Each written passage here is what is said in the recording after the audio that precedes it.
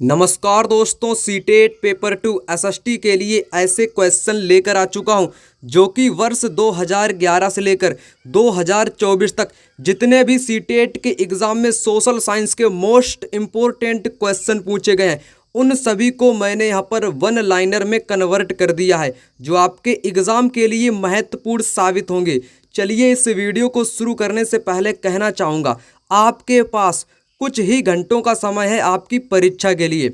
यहाँ पर पहला प्रश्न, सतनामी आंदोलन की शुरुआत किसने की? गुरु घासीदास ने की थी। कहाँ पर? छत्तीसगढ़ में की थी 1820 के दशक में। कब? 1820 के दशक में। लोकतंत्र की बुनियादी विशेषता क्या है? समानता इसकी लोकतंत्र की एक आधारभूत विशेषता है। चलिए बढ़ते हैं अगले प्रश्न की तरफ। कर्क रेखा निम्नलिखित में से कौन से क्षेत्र से गुजरती है? विंध्य श्रृंखला, यानी कि जो विंध्य पर्वत श्रृंखला है उससे होकर कर्क रेखा गुजरती है। क्वेश्चन नंबर 4, वे बौद्धों और जैनों के कटु आलोचक थे और शिव तथा विष्णु के प्रति सच्चे प्रेम को मुक्ति का मार्ग बताते थे।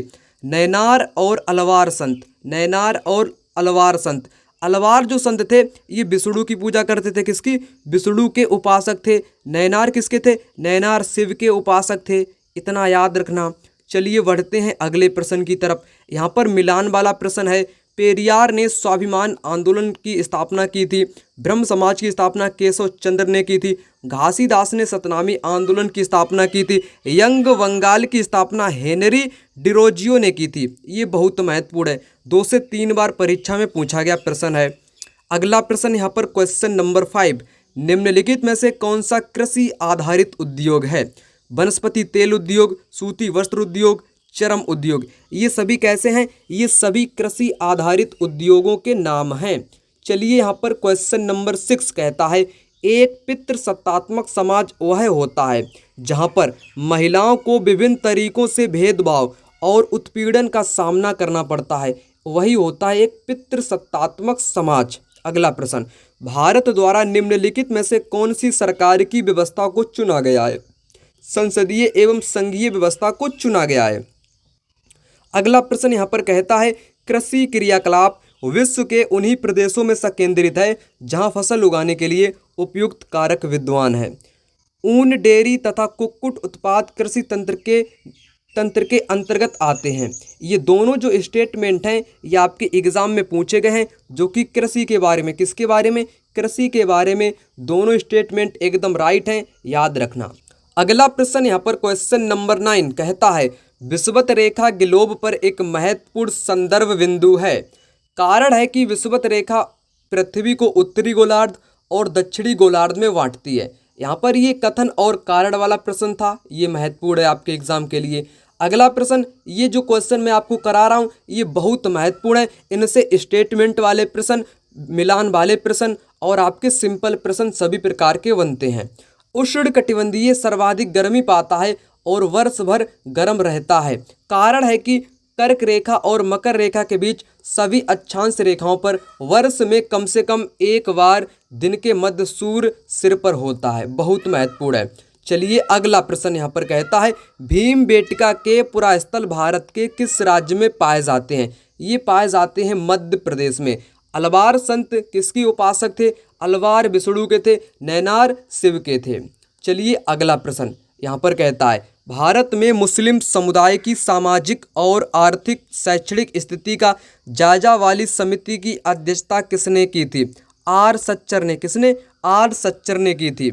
चलिए अगला प्रश्न यहाँ पर है, कोई भी नागरिक केवल धर्म, नस्ल, जाति, लिंग, जन्म स्थल या इनमें से किसी के आधार पर दुकानों, सार्वजनिक स्तरों, होटल, सार्वजनिक मनोरंजन के स्थान पर पहुंच के संबंध में किसी भी विकलांगता, दायित्व, प्रतिबंध या शर्त के अधीन नहीं होगा। भारतीय संविधान के किस अनुच्छेद में उपरोक्त कथन पर प्रकाश डाला गया है?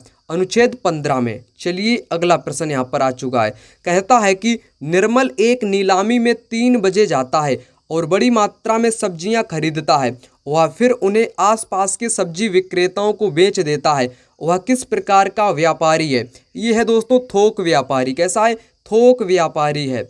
अगला प्रश्न यहाँ पर आ चुका है, 19वीं शताब्दी की समाज सुधारक और महिला अधिकार कार्यकर्ता रमाबाई को पंडिता की उपाधि दी गई। किसकी? पंडिता की उपाधि दी गई, क्योंकि वह संस्कृत पढ़ और लिख सकती थी, इसलिए उसको पंडिता की उपाधि दी गई। किसको? रमाबाई को। महत्वपूर्ण है। क्वेश्चन नंबर 17, जब संविधान में केंद्र एवं राज्यों के बीच विधायी शक्तियों की रूपरेखा स्पष्ट की गई हो तो उस शासन प्रणाली को कहा जाता है? उसको कहते हैं संघीय अथवा संघवाद। इसको संघवाद के नाम से भी जानते हैं, यानी कि एक से अधिक स्तर की सरकार को संघवाद के नाम से जानते हैं। चलिए अगला प्रश्न यहाँ पर कहता है, अध्यापक छात्रों को दादन व्यवस्था की व्याख्या के लिए कहते हैं, इनमें से कौन सी व्याख्या सही होगी? दादन व्यवस्था एक प्रकार का कुटीर उद्योग यानी कि लघु उद्योग जो कि ग्रामीण में प्रचलित होते हैं। जैसे रेजा ग्रामीण को तेंदु पत्ते सप्लाई कर उनसे बीड़ी उत्पाद प्राप्त करता है, यही होती है आपकी दादन व्यवस्था, यानी कि स्थानीय स्तर पर कच्चे माल को प्राप्त कर उसका मतलब कि उसको बिक्री कर देना स्थानीय स्तर पर, वही होती है दादन व्यवस्था। किस सरकार को आमतौर पर प्रतिनिधि के रूप में जाना जाता है? लोकतांत्रिक सरकार को प्रतिनिधि के रूप में जाना जाता है। अगला प्रश्न, जल का संकरा भाग जो दो बड़ी जल राशियों जैसे समुद्रों या महासागरों को जोड़ता है वह कहलाता है जल संधि। ये प्रश्न रिकॉर्ड तोड़ने वाला है। कैसा? रिकॉर्ड तोड़ देने वाला ये प्रश्न है, यानी कि परीक्षा में कई बार पूछा गया है। अगला प्रश्न यहाँ पर है, गहन कृषि के बारे में यहाँ पर आपके कथन है। ये आपकी कहाँ पर की जाती है? जहाँ पर सर्वाधिक जनसंख्या होती है, यानी कि यह सघन जनसंख्या वाले क्षेत्रों में प्रचलित है। वर्ष भर विभिन्न फसलें यहाँ पर उगाई जाती हैं। यह भारी वर्षा क्षेत्रों में प्रचलित है। ठीक है, ये आपके हैं किसके बारे में? गहन कृषि के बारे में यहाँ पर कथन, जो कि महत्वपूर्ण है आपके एग्जाम के लिए। अगला प्रश्न, स्लिट यहाँ पर है, स्टिलिट पर मकान क्यों बनाए जाते हैं? ये बनाए जाते हैं, ये वर्षा ऋतुओं में घरों को जल जमाव से बचाते हैं, इसलिए बनाए जाते हैं। चलिए अगला प्रश्न यहाँ पर है, हड़प्पा सभ्यता का पतन कैसे हुआ? यहाँ पर 3 कारणों से हुआ। कौन कौन से 3 कारण हैं? ऐसा लगता है कि शासकों का नियंत्रण समाप्त हो गया, जंगलों का विनाश हो गया, संभवतः नदियाँ सूख गई थीं। ये आपके 3 कारण मुख्य तौर पर बताए गए हैं हड़प्पा सभ्यता के पतन के। ठीक है, एक आपके एग्जाम में पूछा जाता है कि बाढ़, नदियों में बाढ़ आना गलत है। हड़प्पा सभ्यता के पतन में बाढ़ आना एक गलत है। ठीक है, तो यहाँ पर अगला प्रश्न कहता है, निम्नलिखित में से कौन सा प्रायद्वीपीय पठार का लक्षण है? यहाँ पर जितने भी आपके लक्षण यानी कि विशेषताएं, ये सभी प्रायद्वीपीय पठार की विशेषताएं दी गई हैं। यह उत्तरी मैदान के दक्षिण में स्थित है, उत्तर पश्चिम में अरावली श्रृंखला स्थित है, यहाँ कोयला एवं लौह एस जैसे खनिजों की प्रचुरता है, पश्चिम की ओर बहने वाली नर्मदा और ताप्ती नदियाँ मौजूद हैं। ये क्वेश्चन कई बार एग्जाम में पूछा गया, इसलिए महत्वपूर्ण है। अगला प्रश्न यहाँ पर है आपका, हम यह आज कैसे जानते हैं कि पुरापाषाण युग में भारत में शुतुरमुर्ग हुआ करते थे? क्यों? महाराष्ट्र के पटनेपुरा स्थल से शुतुरमुर्ग के अंडों के अवशेष मिले हैं। इस आधार पर हम लोग कह सकते हैं कि पुरापाषाण युग में भारत में शुतुरमुर्ग हुआ करते थे। अगला प्रश्न, भारत के किस क्षेत्र को छोटा तिब्बत कहा जाता है? लद्दाख को छोटा तिब्बत कहा जाता है। 3 कारण मैंने आपको बताए थे। एक तो है भाषा के कारण कहा जाता है, भोजन के कारण कहा जाता है, और किसके कारण कहा जाता है? धार्मिक के कारण, यानी कि इनके धार्मिक मेल जोल खाते हैं। ये 3 कारणों से लद्दाख को छोटा तिब्बत बोला जाता है। चलिए अगला प्रश्न यहाँ पर है 27 नंबर का क्वेश्चन, कहता है, किसने अपने लेखन द्वारा यह सिद्ध करने का प्रयास किया कि प्राचीन ग्रंथों में विधवाओं को जलाने की अनुमति नहीं दी गई? ये दोस्तों सिद्ध किया था राजा राम मोहन राय ने। किसने? राजा राम मोहन राय ने। अगला प्रश्न, जन स्वास्थ्य के क्षेत्र में कोस्टा रिका उपागम किसे कहा जाता है? सैन्य बल ना रखना ताकि जन स्वास्थ्य पर ज़्यादा खर्च किया जा सके। इस पर पहला यहाँ पर आपका करेक्ट। अगला प्रश्न, महायान बौद्ध धर्म के अंतर्गत, ये प्रश्न आपके एग्जाम में 4 से 5 बार पूछा गया है, यानी कि हर बार पूछा जाता है, महत्वपूर्ण है आपके एग्जाम के लिए। यहाँ पर आपको बताना चाहूँगा, जो महायान बौद्ध धर्म है उसमें क्या क्या हुआ था? उसमें हुआ था मूर्तियों के साथ बुद्ध की उपस्थिति कुछ संकेतकों के माध्यम से दर्शाई जाती थी, कुछ संकेतकों के माध्यम से दर्शाई जाती थी। ठीक है, ये आपके ये यहाँ पर ये पहला वाला गलत यहाँ पर टाइप हो गया है। ठीक है, तो यहाँ पर क्या होना चाहिए? मूर्तियाँ, यानी कि उनकी मूर्तियाँ दिखाई जाती थी। प्रतिमाएं, यहाँ पर होना चाहिए प्रतिमाएं बनाई जाने लगी। प्रतिमाएं जो हैं वो दोस्तों यहाँ पर बनाई जाने लगी, प्रतिमाएं बनाई जाने लगी, यहाँ पर गलत टाइप हो गया है, सॉरी इसके लिए। बोधिसत्वों को स्वीकारा गया क्योंकि उनको ज्ञान प्राप्त हो चुका था। ये भी महायान बौद्ध धर्म के अंतर्गत है। मूर्ति केंद्र के रूप में, मतलब कि मूर्ति कला केंद्र के रूप में मथुरा हो गया, तक्षशिला, इनका उदय यानी कि विकसित हुआ था। ये आपका महत्वपूर्ण है। पहला वाला यहाँ पर गलत टाइप हो गया है, उसकी जगह पर होना चाहिए प्रतिमाएं बनाई जाने लगी। क्या बनाई जाने लगी? प्रतिमाएं बनाई जाने लगी। अगला प्रश्न यहाँ पर आ चुका है, क्वेश्चन नंबर 30। वन अधिकार कानून 2006 अपने शीर्षक में कौन सी श्रेणी के अधिकारों को स्वीकारता है? ये स्वीकारता है अनुसूचित जनजातियों को। किसको? अनुसूचित जनजातियों को स्वीकारता है। 1997 में भारतीय उच्चतम न्यायालय ने विशाखा निर्देश की रचना महिलाओं को यौन उत्पीड़न से बचाने के लिए की। कार्यस्थलों पर बचाने के लिए, कहाँ पर? कार्यस्थलों पर बचाने के लिए की। अगला प्रश्न यहाँ पर कहता है कि ब्रिटिश काल से पहले बच्चों को पढ़ाया जाता था साल भर फसल की कटाई के समय, साल भर फसल की कटाई के समय पढ़ाया जाता था। चलिए अगला प्रश्न यहाँ पर है, यहाँ पर 3 कथन आपके दिए गए हैं, 3 कथन जो कि राइट दिए गए हैं तीनों ही। गंगा और ब्रह्मपुत्र नदी के अलवड़ जल में डॉल्फिन पाई जाती है। अलवड़ का मतलब होता है बिना, मतलब कि बिना लवड़, यानी कि वो पानी जो है एकदम स्वच्छ होगा, उसमें आपका कतई भी पानी खारा नहीं होगा, उसको बोलते हैं अलवड़ जल। ठीक है, तो ये बिल्कुल पहला करेक्ट है।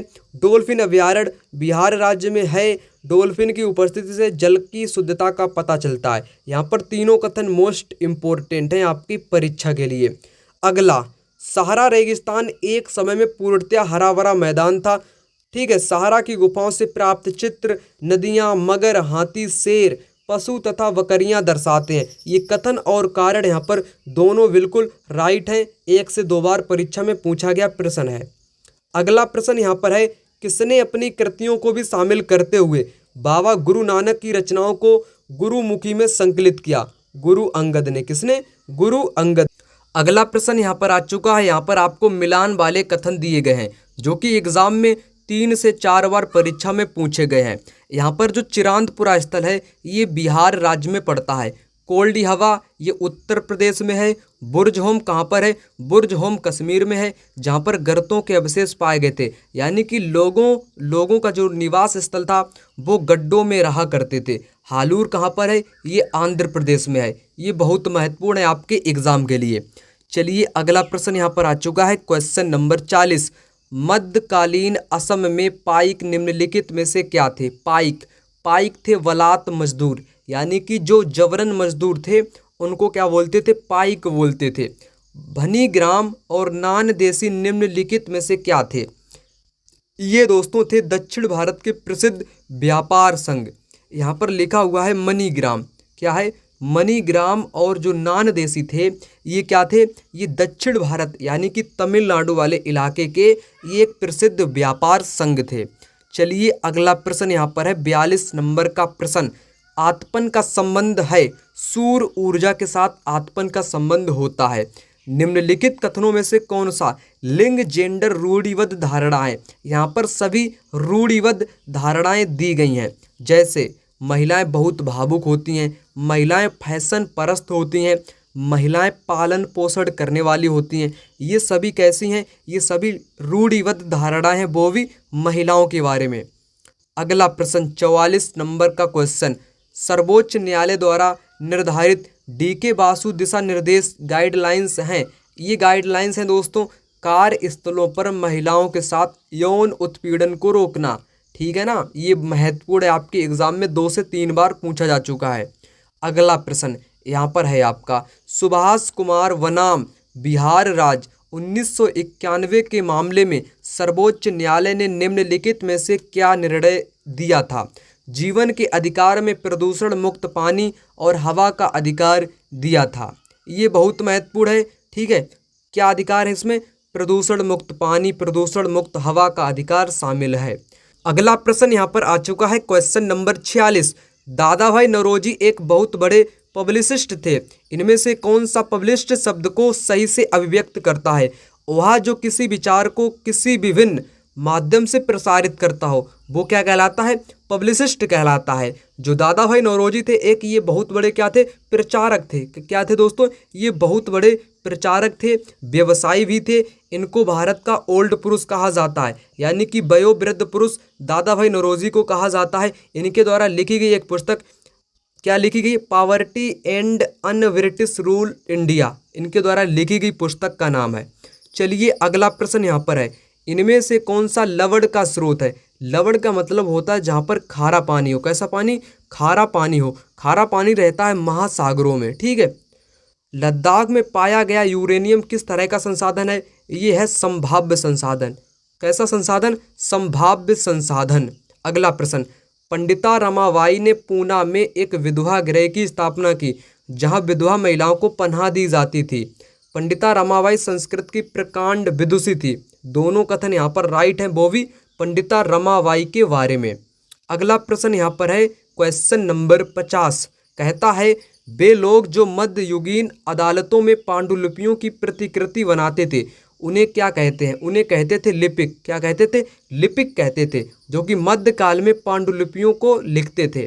अगला प्रश्न, घेटुआइजेशन शब्द आमतौर पर निम्नलिखित में से कौन से इलाके अथवा क्षेत्रों को दर्शाता है? ये बहुत महत्वपूर्ण है। इलाका ए, जहाँ एक समुदाय के लोग अथवा निवासी अपनी जान के भय के चलते एक साथ रहते हैं, वो क्या कहलाता है? वो कहलाता है घेटुआइजेशन। किसी भय के कारण या अपनी जान के कारण या आतंकवाद के कारण ये अपना अलग ही समुदाय बना लेते हैं, जिसको क्या बोलते हैं? घेटुआइजेशन की प्रक्रिया के नाम से इसी को जानते हैं। चलिए यहाँ पर अगला प्रश्न कहता है पहले के पुरास्थल में से पुरास्थल बुर्ज होम में खाना पकाने के लिए चूल्हों के चिन्ह मिले हैं। ये झोपड़ियों के अंदर और बाहर दोनों जगहों पर मिले हैं। जो बुर्ज होम पुरास्थल है यह मैंने आपको बताया है कश्मीर में है। कहाँ पर?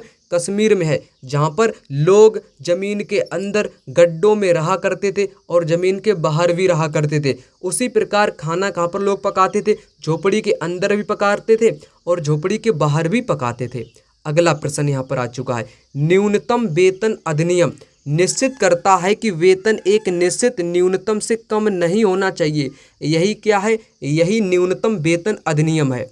अगला प्रश्न यहाँ पर है, संवैधानिक उपचारों का अधिकार है नागरिकों के मौलिक अधिकार की रक्षा करता है, जो कि अनुच्छेद 32 में दिया गया है संवैधानिक उपचारों का अधिकार, ठीक है ना।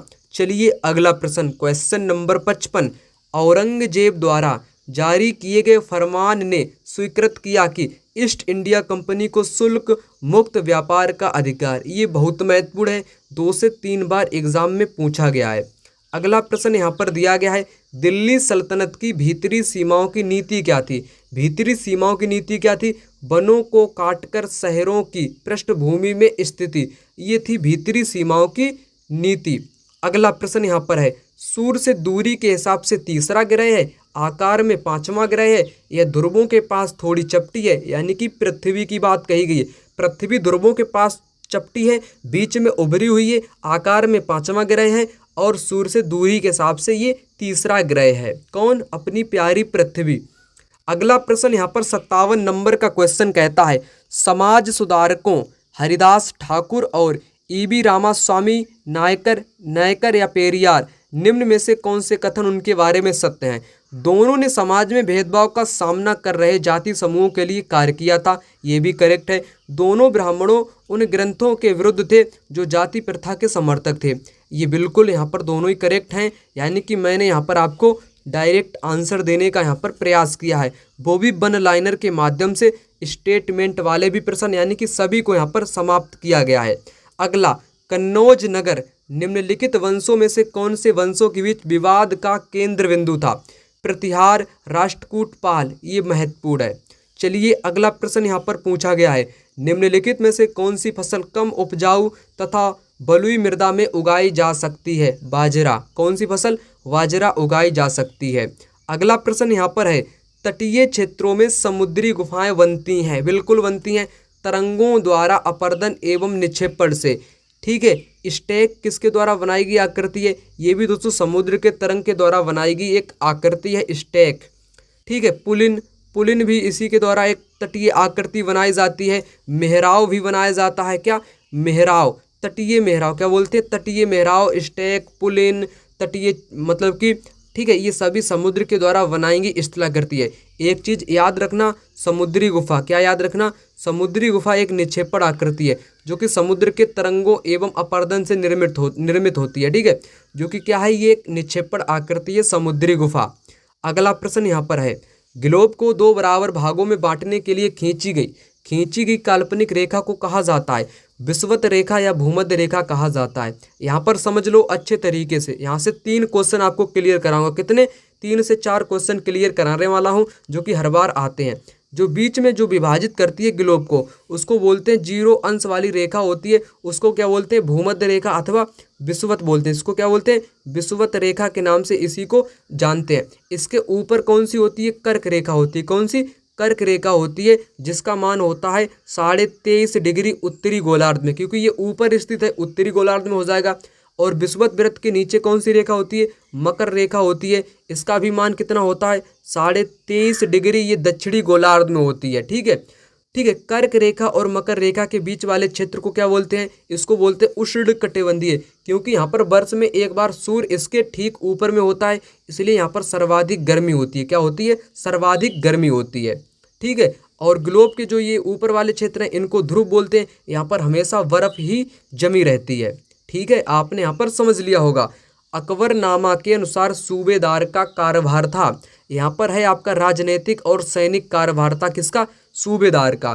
एक बात मैं आपको बताना चाहूँ, अकबरनामा किसकी, अकबरनामा जो ग्रंथ है इसकी रचना किसने की है, इसकी रचना अबुल फजल ने की है, किसने, अबुल फजल ने इसकी रचना की है, जिसको 3 भागों में डिवाइड किया गया है, ठीक है, पहला भाग, दूसरा भाग और आपके तीसरा भाग। तीसरे भाग को क्या बोलते हैं, तीसरे को बोलते हैं आईने अकबरी, क्या बोलते हैं, आईने अकबरी के नाम से जानते हैं तीसरे वाले भाग को। पहले वाले भाग में अकबर के पूर्वजों का वर्णन है, दूसरे में अकबर के शासनकाल की घटनाओं का वर्णन है, तीसरे में आईने अकबरी कहते हैं इसको। इसमें पद, वेतन, सैनिक रीति रिवाज, त्योहार, कीमिया और सांख्यिकी दर्शन, पद, वेतन, ये आपके आता है आईने अकबरी में। ये आपके एग्जाम में पूछा जाने वाला प्रश्न है, इसलिए मैंने आपको यहाँ पर बता दिया, ठीक है ना।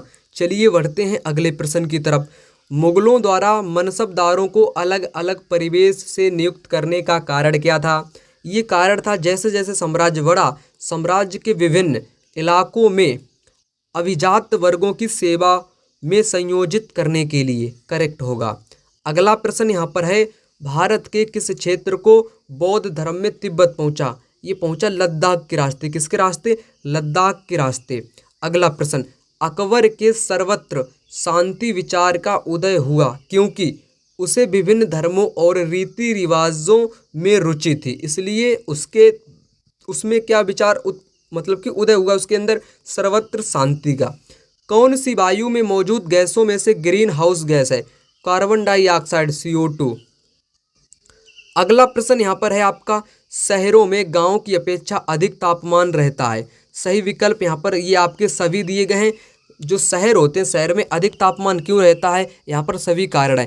कंक्रीट और धातु निर्मित भवन दिन में गर्म हो जाते हैं, ऐसा फेल्ट निर्मित सड़कें गर्म हो जाती हैं, भीड़ वाले ऊंचे भवन गर्म हवा को रोक लेते हैं, जिस कारण शहरों में अत्यधिक तापमान यानी कि गर्मी पड़ती है गांव के मुकाबले। चलिए यहाँ पर अगला प्रश्न आ चुका है, कहता है कि यहाँ पर कौन से कारक क्षेत्र की विविधता यानी कि प्रभाव डालते हैं।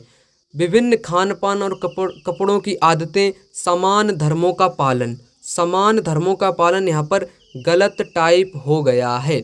विविधता का मतलब होता है दोस्तों, क्या मतलब होता है, लोगों के रीति रिवाज भिन्न भिन्न होना, लोगों की भाषाएं अलग अलग होना और उनके खान पान भी अलग अलग होना, कपड़े पहनावे सब कुछ अलग अलग होना, यही विविधता का प्रतीक होता है। जैसे दक्षिण भारत में लोग तेलुगु, तमिल, मलयालम, कन्नड़ ये सब कुछ बोलते हैं, उत्तर भारत में हिंदी, अवधी वगैरह वगैरह भाषाएं बोला करते हैं, यानी कि यही होता है विविधता। यहाँ पर सेकेंड वाला यहाँ पर ये गलत टाइप यानी कि गलत यहाँ पर दिया गया है, पहला यहाँ पर राइट होगा, ठीक है। तो चलिए बात करते हैं अगले प्रश्न की। साप्ताहिक बाजारों में सामान सस्ता होता है, बिल्कुल होता है, क्योंकि सप्ताह में एक बार दुकानें यहाँ पर लगती हैं। कारण है कि साप्ताहिक बाजार में ज़्यादातर दुकानें एक जैसा सामान बेचती हैं। अतः ज़्यादा प्रतिस्पर्धा होती है। बिल्कुल दोनों ही करेक्ट हैं बाजार के बारे में। अगला प्रश्न यहाँ पर है, सरकार के 2 या 2 से अधिक स्तर होते हैं। बिल्कुल होते हैं। जिसको क्या बोलते हैं? जिसको बोलते हैं संघवाद। जिसको बोलते हैं संघवाद। सरकार के 1 से अधिक स्तर को क्या बोलते हैं? संघवाद बोलते हैं। कानून, कराधान, प्रशासन के मामले में प्रत्येक स्तर का अपना अधिकार क्षेत्र होता है। ये भी यहाँ पर कैसा दिया गया है? बिल्कुल करेक्ट दिया गया है। अगला प्रश्न, राज्य सरकार का कार्यकारी प्रमुख होता है राज्यपाल। राज्यपाल जो होता है ये मुख्यमंत्री, कौन मंत्री? मुख्यमंत्री हो गया। और तमाम प्रकार के जो राज्य मंत्री होते हैं इनको कौन नियुक्त करता है? इनको नियुक्त करता है राज्यपाल। ठीक है, राज्यपाल मुख्यमंत्री राज्य मंत्री को नियुक्त करता है। और राज्यपाल को कौन नियुक्त करता है? राज्यपाल को राष्ट्रपति नियुक्त करता है। चलिए अगला प्रश्न यहाँ पर है, प्रारंभिक स्तर के विद्यार्थी जो ग्रामीण क्षेत्रों में रहते हैं उनके द्वारा निम्नलिखित विषयों में से क्षेत्र सर्वेक्षण के हल से किया जा सकता है। यानी कि गांव के छात्र के लिए सर्वेक्षण विधि कौन सी होगी?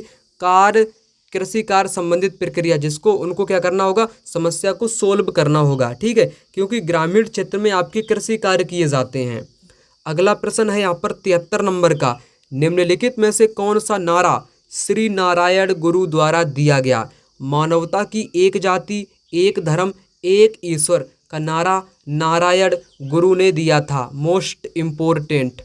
अगला प्रश्न, अपनी पुस्तक स्त्री पुरुष तुलना में ताराबाई शिंदे ने आलोचना की। किसकी आलोचना दोस्तों की थी? इसने की थी पुरुषों और महिलाओं के बीच सामाजिक अंतरों की आलोचना की थी। ये क्वेश्चन आपके एग्जाम में 4 से 5 बार पूछा गया, ताराबाई शिंदे वाला। अगला प्रश्न यहाँ पर आ चुका है, कहता है कि सौर मंडल के संदर्भ में कौन सा कथन सही है? सूर्य, 8 ग्रह, उपग्रह, क्षुद्र ग्रह और उल्कापिंड ये सौर परिवार यानी कि सोलर सिस्टम को यहाँ पर बनाते हैं।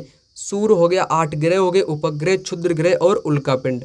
अगला प्रश्न यहाँ पर है 76 नंबर का, 12वीं शताब्दी के निम्नलिखित में से किस शिलालेख में रथकरों यानी कि रथ निर्माताओं की स्थिति पर विचार किया गया है? उय्याकोंडन उदयार जो एक आपका शिलालेख पाया गया है, कौन सा? उय्याकोंडन उदयार। उसमें शिलालेख में रथकारों यानी कि रथ के निर्माण करने वाले व्यक्तियों की स्थिति का यहाँ पर विचार विमर्श किया गया है।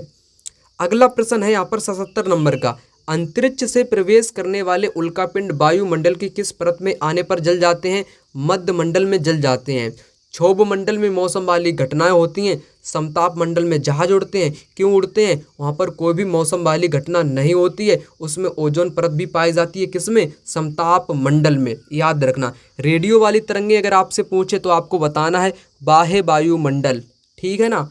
चलिए बढ़ते हैं अगले प्रश्न की तरफ। ऋतु प्रवास से जुड़ा हुआ है। ऋतु प्रवास का मतलब होता है लोगों के आवागमन से, यानी कि मौसम के अनुसार। ये आपके कैसे होता है? ये मौसम के अनुसार होने वाला प्रवास है। मौसमी प्रवास को क्या बोलते हैं? मौसमी प्रवास को बोलते हैं ऋतु प्रवास। ये कैसे होता है दोस्तों? ये अगर सर्दी पड़ेगी तब सर्दी में कैसा होगा? ये सर्दी में होगा मैदानों की तरफ। सर्दियों में मैदान की तरफ जो पशुचारक व्यक्ति होते हैं, किसान होते हैं, जो अपने पशुओं को चराते हैं, वो अपने पानी और घास की उपलब्धता के अनुसार सर्दी में ये लोग मैदान की ओर चले जाते हैं और गर्मी में ये पर्वतों की ओर भाग जाते हैं। ठीक है। गर्मियों में ये पर्वतों की ओर अपने जानवरों के साथ चले जाते हैं। ठीक है। यहाँ पर लोगों के आवागमन मौसम के अनुसार को बोलते हैं ऋतु प्रवास। अगला प्रश्न, भारत में आरंभिक मानवों पर समझ के लिए किसे एक प्राथमिक स्रोत माना जा सकता है? मध्य प्रदेश की शैल चित्रकला को माना जा सकता है। अगला प्रश्न यहाँ पर आ चुका है, निम्नलिखित में से कौन सा कथन खनिज के संदर्भ में सही है? यहाँ पर सभी जितने भी स्टेटमेंट हैं वो खनिज के बारे में ही दिए गए हैं। जैसे पहला स्टेटमेंट है ये प्राकृतिक रूप से प्राप्त होते हैं। जितने भी खनिज हैं इनको निर्माण करने में मतलब कि करोड़ों हजारों वर्ष का टाइम लगता है, जो कि प्राकृतिक रूप से पाए जाते हैं। करेक्ट होगा। इनका एक निश्चित रासायनिक संगठन भी होता है। करेक्ट होगा। ये विभिन्न प्रकार के भूवैज्ञानिक परिवेश में निर्मित होते हैं। ये सभी चीज़ें जो यहाँ पर दी गई हैं वो आपके एग्जाम के लिए महत्वपूर्ण है। खनिज कैसा संसाधन है? ये एक अनवीकरण है। कैसा है? अनवीकरण, यानी कि सीमित संसाधन है। इनको बनने में टाइम लगता है, हजारों वर्षों का, करोड़ों वर्षों का। इसलिए इसको परंपरागत भी बोल सकते हैं। क्या बोल सकते हैं? परंपरागत अथवा अनवीकरण के नाम से इसको जान सकते हैं। चलिए यहाँ पर अगला प्रश्न आ चुका है, कहता है कि भारत का शोध संस्थान मैत्री कहाँ पर अवस्थित है? ये है अंटार्कटिका। अंटार्कटिका जो है यहाँ पर हमेशा बर्फ जमी रहती है। यहाँ पर अधिकतर देशों के शोध संस्थान ही स्थित हैं। जैसे भारत का मैत्री हो गया, भारती हो गया, गंगोत्री हो गया। ठीक है, ये भारत के कुछ शोध संस्थान है। ये तीनों ही आपके एग्जाम में पूछे जा चुके हैं। भारती, दक्षिणी गंगोत्री, मैत्री, ये अंटार्कटिका में स्थित हैं। चलिए बढ़ते हैं अगले प्रश्न की तरफ। अंग्रेज़ों की मदद के बिना हिंदुस्तान प्रगति नहीं कर सकता है, किसने कहा था? ये दोस्तों कहा था जेम्स मिल ने। जेम्स मिल बहुत महत्वपूर्ण है। कौन? James Mill. इसने एक पुस्तक लिखी थी जिसका नाम क्या था? A history of British India. A history, यहाँ पर लिखना चाहूँगा, a history of British India. कौन सी? British India. इसने एक पुस्तक लिखी थी, a history of British India. ठीक है, इस पुस्तक को इसने 3 भागों में डिवाइड किया था।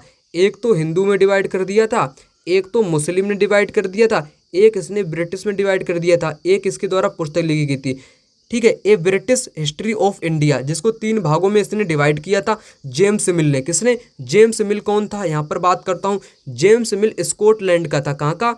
इस यहाँ पर कहाँ का था दोस्तों? ये था स्कॉटलैंड का निवासी था, जो कि एक इतिहासकार भी था। क्या था? इतिहासकार भी था, दार्शनिक भी था, अर्थशास्त्री भी था। ठीक है, ये अगला प्रश्न यहाँ पर आ चुका है। क्वेश्चन नंबर 83 कहता है, मुगल काल में किसानों की बस्तियाँ क्या कहलाती थी? ये बस्तियाँ कहलाती थी और कभी कभी आपसे पूछा जाता है प्राचीन तमिल में किसानों की बस्तियों को क्या बोलते थे? किसानों की बस्तियों को बोलते थे। और कभी कभी आपसे पूछा जाता है प्राचीन तमिल में और क्या था? और थे तमिल में किसानों की बस्तियों को क्या बोलते थे? और बोला करते थे।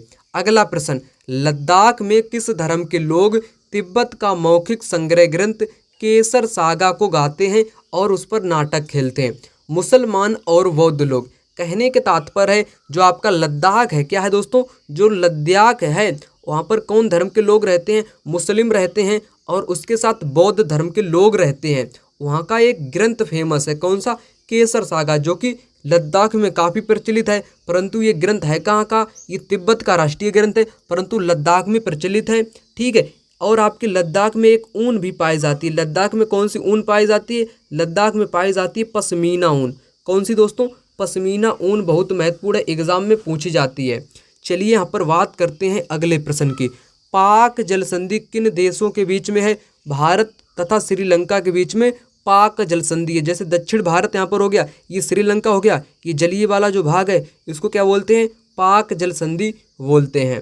चलिए अगला प्रश्न, डॉक्टर BR अम्बेडकर निम्न में से कौन से अधिकारों को संविधान का हृदय और आत्मा कहा है? संवैधानिक उपचारों का अधिकार को क्या बोला है? संविधान का हृदय और आत्मा बोला है, जो कि अनुच्छेद 32 में आता है।